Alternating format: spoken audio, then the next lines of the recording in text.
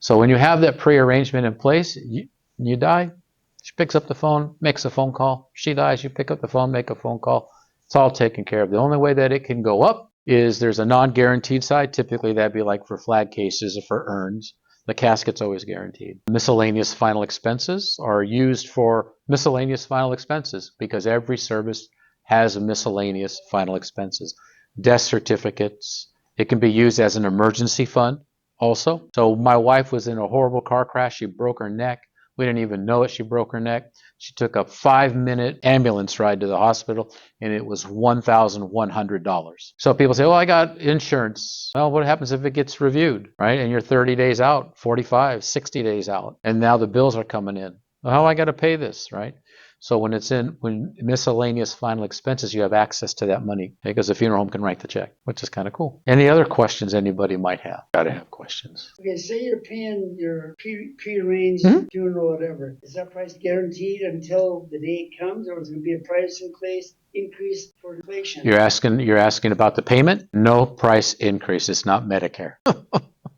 Which, by the way, I can do, but it's not Medicare, okay? So it goes into a life insurance policy. You all know about term, whole life, universal life, blah, blah, blah life, right? So your arrangements, you can pay for 4 different ways. There's 4 ways, very simple.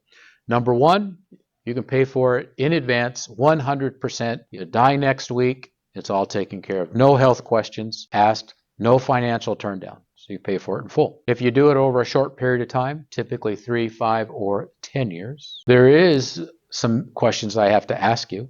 If a person is healthy and you make one payment, however much that payment is, and you die a month after we meet, your service is covered 100% and the bill goes away. Make sense? Because it's in a life insurance policy. If I ask you the questions and I find out that maybe you're not healthy, or like if you're insulin dependent, diabetic, and all that, then you got to live for 2 years and a day. If they're 2 years and a day, if you die, it pays for the funeral 100% and then the bill goes away. If you choose monthly for 3, 5, or 10 years, it'll be higher than the funeral amount because it's over time, because of the administration fee.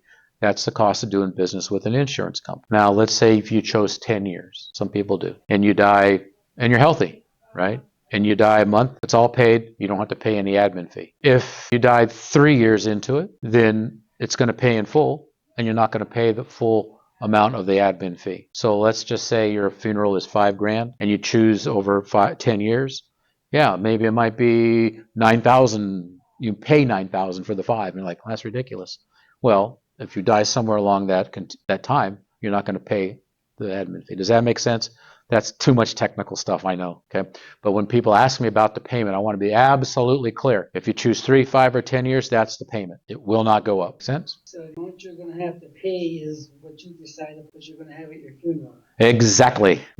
So when people say to me, well, you're here to sell me a funeral plan, huh? You know what I tell them? I say, yes, sir. Yes, ma'am. That's what I'm here for. However, you get to choose the price. And they're like, what do you mean I get to choose the price? Right?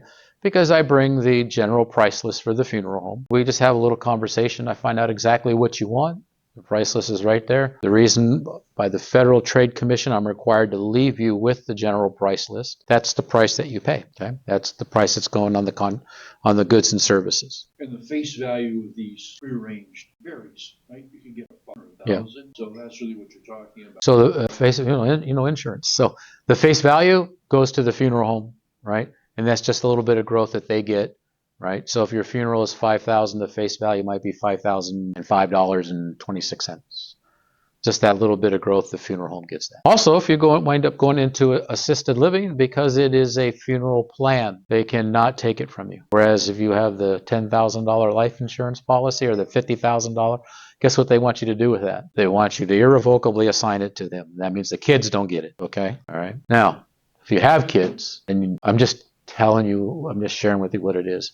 In a miscellaneous final expenses in a pre-need funeral plan, you can put up to $25,000 in it. You say living in assisted living, sign it over to them. So when your day comes, they can get the money that you put into their. So with a life insurance policy, standard life insurance policy, they want you to irrevocably assign it to them. With a pre-need arrangement, okay, they can't take it because it's for your funeral arrangements.